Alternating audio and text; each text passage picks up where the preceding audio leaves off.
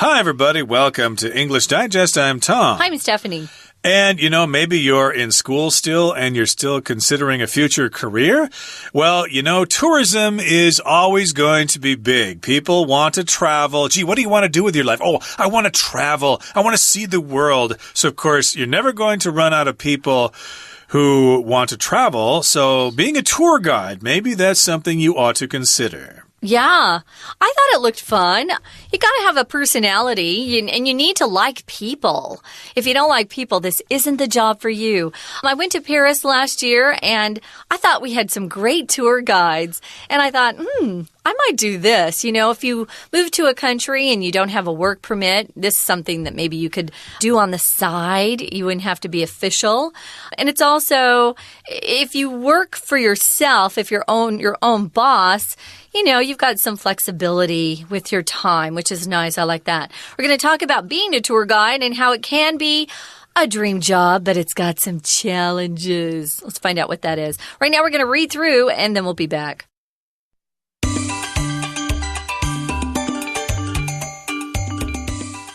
You're in Paris, France, taking in everything the city has to offer. Luckily, there's someone helping you get the most out of your trip, a tour guide, who's keeping your group amazed with charming stories and surprising facts about each of the day's stops. These workers lead organized groups or private tours around a city or other significant landmarks. While getting paid to visit and discuss fascinating places sounds more like a vacation than work, the occupation involves several challenges you might not expect. First, tour guides must present the same locations with enthusiasm day after day. Their attitudes will affect those of their group members, so they need to discuss familiar sights with excitement even after the initial novelty of experiencing them has worn off. Another difficulty is communicating effectively. The more diverse a group is, the more important this skill is. To deal with language barriers and cultural differences, tour guides must be able to relate information clearly, remain objective, and be respectful of their group members' backgrounds. For example, a tour guide should be sensitive to their group members' religious differences when introducing a historical church. What's more, it's critical that tour guides keep their groups engaged. To do this, they shouldn't just provide facts, but also entertain their groups with jokes and interesting stories. A final challenge is solving unexpected problems. If a museum along the tour route is suddenly closed for maintenance or a person in the group gets sick, the guide is responsible for coming up with a solution. While these issues may seem tough to deal with, successful tour guides recognize that it's just part of a meaningful job, sharing their passion for the wonderful places they love. Okay, guys, we're going to talk about being a tour guide. I'm sure some of our listeners out there have thought about it. It looks fun, especially if you enjoy talking to new people and enjoy sharing what you love about the city with others or your country with others. So you're in Paris. We're setting the scene. You're taking in everything the city has to offer. If you take something in, it just means you enjoy it. You might say, this weekend I'm going to take in a movie with a friend. So you go and see it, you enjoy it, so you're taking it in. Also, you can talk about sometimes when little kids, are looking at everything and they just look really bright-eyed, they're taking in everything. They're looking, they're kind of discovering new things. That's also how we use that. They're taking in everything. Yep, you're basically enjoying everything the city has to offer. The canals, Notre Dame, the Eiffel Tower, the Louvre Museum, etc., etc. So the tour guide is taking you around, introducing all these things to you. I went on a chocolate tour, I'll be honest. I didn't do the normal thing. And a pastry tour as well. Okay, well, I've never been to Paris myself, but the last time I went on a trip with a tour guide was in Beijing. Gee, that was almost 20 years ago. And the tour guide was a local Chinese guy. He was very good. It was a lot of fun. I got to speak Chinese with him and stuff like that. At the time, he said I looked like one of the members of Metallica. But I took that as a compliment. He knew Metallica? Yeah, they like heavy metal music over there. But in any case here, let's go on here with the next sentence here. It says, luckily, there's someone helping you get the most out of your trip, a tour guide who's keeping your group amazed with charming stories and surprising facts about each of the day's stops. So this is the tour guide, and they help you get the most out of your trip. To get the most out of something means to enjoy it as much as you can. You get the most out of it. Of course, you want to get the most out of pretty much everything you do in your life. If you want to get a job, you want to get the most out of your job, get as much experience as possible, meet as many people as possible, make as much money as possible. Just use it as best you can for your own gain. Now, one of the things the tour guide might do is keep relating some funny stories or some history about the place. That's my favorite part about going on a tour. You often don't know, the background or the stories behind the places that you're going to see. So that tour guide does a lot of research and comes up with some charming stories that amuse people, and surprising facts about each of the day's stops. Under the ground, under the street in Paris, they've buried a lot of bones. They had to move dead bodies. They had to move skeletons from a cemetery and move them all under the city because there was no more room. And you can go on a tour in those. The catacombs. Loved that. That was so awesome. My friend wasn't really interested until we went. And then our tour guide had so many great stories about historical figures that it was worth it. So that's part of being a tour guide, coming up with these charming stories and facts about places that you are taking people around to see. Yeah, I've known quite a few Western tourists who pride themselves on solo travel. Tour guide, guided tour, I would never do that. That's very low class. I'm a solo backpacking traveler, but still, there is something to be said about having a charming tour guide who has all that information, and they're willing to share it with you, so it can be quite a good experience. Plus, you get to meet the other people in your tour group, especially if you kind of organize one when you get there. That's what I did with my wife when we went to Beijing. We just joined a tour there, and we got to meet some people from, my goodness, Canada and Hong Kong and Portugal. It was a great experience, I must say. So, indeed, they can give you surprising facts about each of the day's stops, the different places you stop during a tour. Now, these workers lead organized groups or private tours around a city or other significant landmarks. So, yes, these are organized groups and they're private tours. They go around a city and they check out significant landmarks. Significant means it's worth pointing out. It is important. It's worthy of your attention. So, yes, if you're taking a tour of, say, Taipei, since we live here, significant landmarks would, of course, be Taipei 101, maybe the Presidential Palace, the Palace Museum, etc., etc. Those are significant landmarks. Yeah, I don't go on tours with big groups, where you travel on the plane with them and stuff. I go on day tours, that's a half a day tour. There's a site called Viator, viator.com. They have tours all over the world, and they're half day, full day, 2 day. It's up to you. That's one thing you can do instead of just, looking at your Lonely Planet book and trying to find these landmarks. So you're getting paid to visit and discuss fascinating places. It sounds kind of fun. Plus, you get to meet new people, which is also awesome. Now, first, your tour guides must present the same locations with enthusiasm day after day. Okay, this is a hard one. And sometimes people in your group are rude or not very interesting. So as a tour guide, you can't let other people's, attitudes affect you. You have to be enthusiastic and happy, things like that. Sounds like being an English teacher in Taiwan, actually. So you're going to locations. A location is a particular place or position. And if you're enthusiastic, you have enthusiasm. That's that excitement about life that people have. That's one of the tough things because, you don't always get great groups of people. That's right. So, of course, they're going to these different locations. You got to be enthusiastic, and their attitudes will affect those of their group members. So, you've got to discuss those familiar sights with the same excitement, even after the initial novelty of experiencing them has worn off. So, if you're doing the job as a tour guide in your first day, wow, that's Taipei 101. I've never seen a building so tall before. It's so exciting. So, that's your initial novelty. Initial means at the beginning, the first. Novelty means something's new and interesting. You've never experienced it before. But after you've introduced Taipei 101 for the 100th time, it's going to be hard to be enthusiastic. Oh, there it is again, that really tall building. Take a look at it, okay? I've seen it thousands of times. Maybe you'll like it, but I'm sick of it. Yeah. No, you can't sound like that. You have to sound like the first time you've seen it in your whole life. There it is. Look at that amazing building. And it looks like a Chinese fan. And it's got this big, heavy metal ball up there on the top floor, which prevents it from falling down in an earthquake. You've got to sound as exciting as you did the first time. So you have to have that excitement even after the initial novelty. Initial means first. So novelty is something kind of new, kind of cool.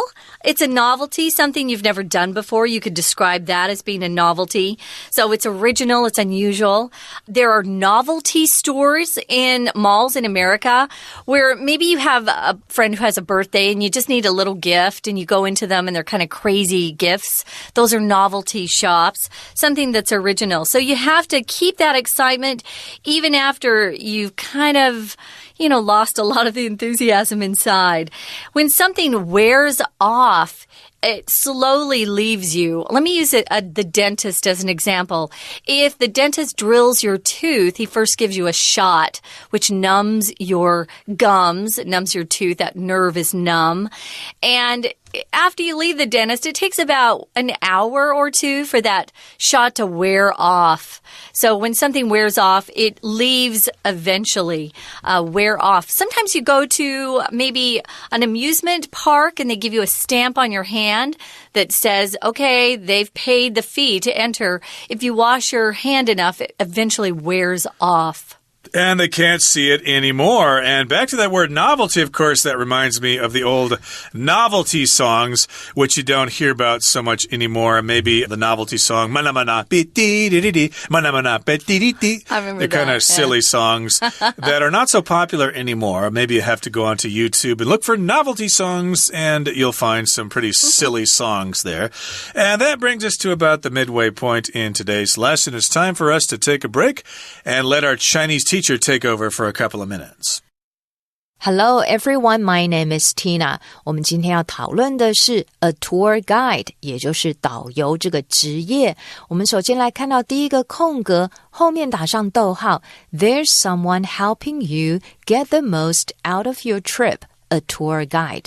如果你去巴黎旅游，那么呢，有人可以帮助你，然后好好的呢，从这个旅行当中去享受，那这不是一件很幸运的事情吗？搭配文意，第一个空格可以选择 A 选项 Luckily 就是代表着幸好或是很幸运的。第二个空格的句子提到 These workers lead organized groups or private tours around a city or other significant blank to. 导游的工作就是帮你呢，把整个队伍或者是一些私人的这个旅行团呢，去导览一座城市或者是其他重要的什么。导游的最重要的目的就是要解释一些重要的景点跟地标咯，所以搭配文意，第二题我们可以选择一选项 landmarks， 也就是有地标的意思。第三个空格，我们直接从逗号后面开始看。The blank 3 involves several challenges you might not expect. 这里谈论的呢是导游的这个工作，这个职业啊，其实包含了一些你可能都没有预料到的挑战。那么谈论的是职业的内容，所以搭配文意，第3题可以选择 G 选项 occupation，也就是有职业的意思。其实导游非常的重要，他要非常的有热忱。第4个空格的句子提到 Their blank for will affect those of their group members。如果你有参加过旅行团，导游的什么会影响到整体的旅行成员呢？当然就是导游的态度咯，他必须要非常的热忱，热衷于他的工作。搭配文意，第4题我们可以选择 C 选项 attitudes， 也就是有态度。导游的态度好，当然大家的旅游的心情也就会很好咯。We're going to take a quick break. Stay tuned. We'll be right back.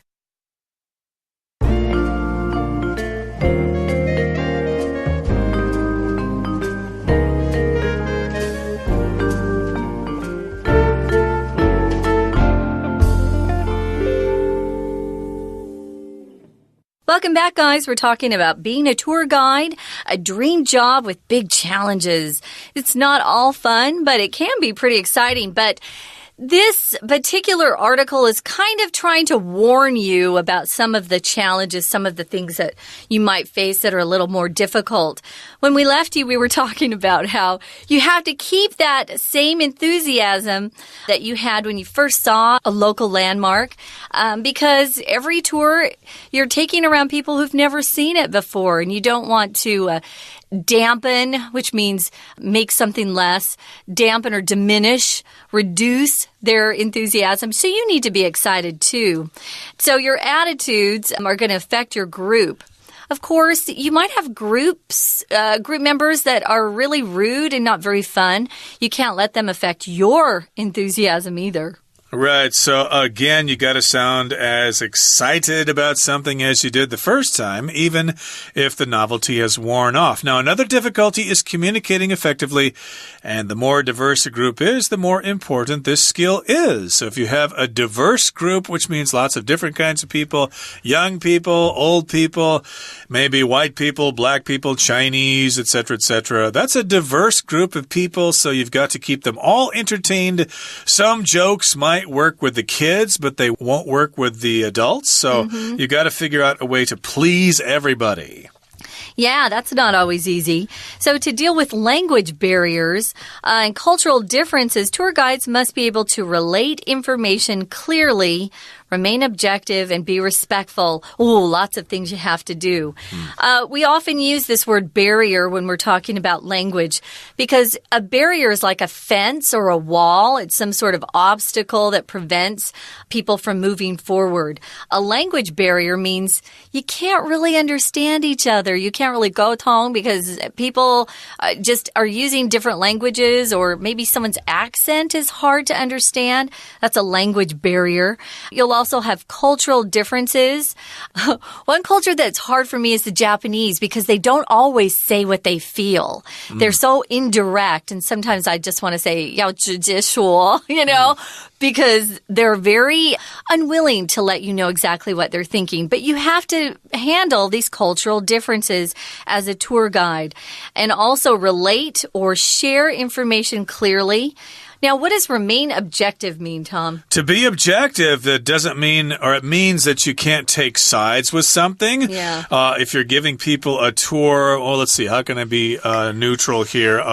Maybe you're giving people a tour of the Kremlin in Moscow, and you can't just say, well, there's the Kremlin where those evil communist leaders brutally oppressed the Russian people for nearly a century. No, you can't do that. That's being subjective there. You've got to be as objective as possible. Don't bring politics into it. Right. That's the one way to be objective, is to avoid politics. But yes, don't be judgmental. You could say that. Just introduce it for what it is and don't express your own opinions. You also got to be respectful of the group members and their backgrounds. Okay. You can't say, oh, you are all Democrats and I hate you because I'm a Trump supporter. So you guys, I'm going to treat you like dirt. No, you still have to be respectful of their backgrounds, not just their political beliefs, but their racial backgrounds and their age, whether they're handicapped or not. Or maybe you don't like their country. Something like Something like that. So, for example, a tour guide should be sensitive to their group members' religious differences when introducing a historical church. Yeah, religion, politics, those are sensitive areas, you could say. You have to be careful with what you say. You don't want to offend someone. And some people aren't sensitive and some people are extra sensitive. If you're sensitive, you're very quick to take offense. You're very quick to respond. You're very quick to say, oh, that wasn't very nice. So you need to be sensitive. You need to be careful. Here, if you're a tour guide and you're sensitive, you're careful about what you say. Right, so don't introduce a Buddhist temple as being part of the Buddhist religion, which is suppressing the Rohingya people in Myanmar right now. Don't say that. That's not being sensitive to religious differences. Here's an example. I remember years ago, I went in front of a temple and there was a pig that they'd killed and blood was dripping out of his mouth, and I just thought that was hilarious. You thought it was hilarious? But, that's in front of a temple. That's somebody else's religion. You have to respect other people's religion, no matter what you think about what they're devoted to. You might be talking about that temple in Sanxia. I think they put the big pigs out in front of it during Chinese New Year or something like that. But, my daughter thought that was scary. This is a long time ago, yeah. Someplace else. But, the point here is, be sensitive to religious differences. Don't make jokes about religion and stuff like that. Again, be as objective as you can when introducing a church or a temple or a mosque or whatever. Now, what's more, it's critical that tour guides keep their groups engaged. Critical here means it's key. It's very important. It's something you cannot ignore. It's critical to keep them engaged. Don't let them get bored. If you've run out of things to say, well, pass around some cards or something, or turn on the karaoke machine and have them sing songs or whatever. Keep them engaged, keep them active, or else they'll get bored, they'll fall asleep, and they'll start complaining. Yeah, it's not enough just to share facts about places. The reason I like our tour guide that took us to the catacombs where the bones were underneath the city of Paris was because he was so funny. He had all of these stories, but then he'd put a little joke into everything. That makes a tour very, very fun. So a final challenge is solving unexpected problems. What if someone in your group suddenly falls down or faints or, a car hits somebody? I mean, horrible things can happen. You have to be someone who is mature enough to respond correctly. So you have to be prepared for the unexpected. It's hard to prepare for unexpected problems. Here's one. If a museum along the tour route is suddenly closed for maintenance, or a person in the group gets sick, that's another problem. The guide is responsible for coming up with the solution. A route is sort of a path from one place to another. It's how you're going to get from your house to work. What route do you take? What roads do you go on? Route is also pronounced route. They're both completely correct. I grew up saying route. I say route now in Taiwan because most of the people in Taiwan have learned that pronunciation, so I don't want to mess them up. So I just say route. Yeah, I think I said route and route equally when I was a kid. I wasn't sure how to say it, but in any case, yes, maybe the Palace Museum is closed and you were originally going to take them around there for 4 hours. Now, what am I going to do? You need to have a backup plan. True. Or, what if somebody gets sick? What are you going to do if they throw up or they have a heart attack or something? You need to have some plan ready to implement. Where's the nearest hospital, for example? And let's sum up here. It says, while these issues may seem tough to deal with, successful tour guides recognize that it's just part of a meaningful job, sharing their passion for the wonderful places they love. So, yes, you might have some issues that are difficult to deal with. An issue basically is just a problem that you encounter. And yes, you may have these issues, but still, it's a meaningful job because you have a passion about the places you're showing people. You're not just doing it just to make a little extra money on the side. Yeah, it can be very fun. Right now, we're going to listen to our Chinese teacher, and then we'll be back. 导游的挑战有许多。第5个空格这里提到的是 Another difficulty is communicating blank 5。另外一个导游会碰到的困难就是要沟通上要怎么样呢？修饰一下这个动词，后面又提到呢，如果你这个旅行团的成员越复杂，那么这项技能就很重要。搭配后面的文意讲到沟通必须是有效的，所以那么搭配文法修饰前面的动词 communicating， 所以第5题可以选择 I 选项 effectively， 也就是指有效地。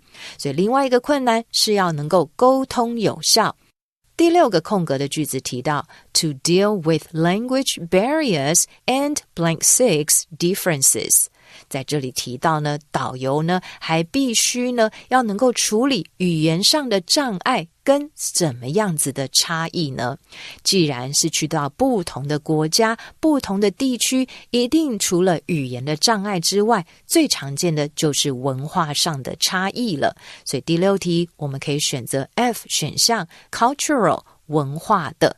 Cultural differences 也就是指的是文化差异。第7个空格还有哪些呢？ For example, a tour guide should be sensitive to their group members' religious differences when blank 7 a historical church。举例来说，导游也必须要对于呢他的旅行成员宗教上面的差异要非常的敏锐的去得知，尤其当他怎么样一个历史性的教堂的时候。那么搭配文意，第7题我们可以选择 D 选项 Introducing，介绍。当导游在介绍这个教堂的时候，就要注意到他的成员当中可能有不同的宗教信仰上面的差异。第7题的标准答案就选择 D Introducing。第8个空格 A final challenge is blank 8 unexpected problems。 最后一个挑战就是怎么样unexpected problems， 没有预料到而发生的问题。当然呢，这就是导游最常要去处理对付的这些不在预期当中所发生的问题。搭配文意，第8题可以选择 J handling。 handle 本来就是有处理应付的意思。第9个空格我们也直接看后半句，前面提到如果呢你原本要去的博物馆突然关门，或者呢有人在这当中生病了怎么办呢？ The guide is responsible for coming up with a and blank 9。 这时候导游就要负责提出一个什么呢？当然是解决的方案。 To come up with something 后面加名词，也就是提出一个解决方案。第9题的标准答案就选择 B solution。第10个空格 While these issues may seem blank 10 to deal with， 虽然我们刚刚谈到的各项的挑战跟议题还有困难似乎都怎么样来处理，但是呢一个优秀的导游还是呢会意识到它是一个有意义工作的一部分。第10格放在 seem 的后面，可以搭配形容词，搭配文意。第10题可以选 H 选项 tough， 在这里就只有困难的意思，虽然看起来很难处理，但是呢如果有热忱的话，还是会可以成为一个成功的导游。 OK， 以上就是今天的课文讲解，谢谢收听。That's it, guys. Thanks for joining us. We hope that if you're thinking about being a tour guide, you get a little bit more information before you jump in. See if your personality is the right fit for that job. For English Digest, I'm Stephanie. I'm Tom. Bye. Goodbye.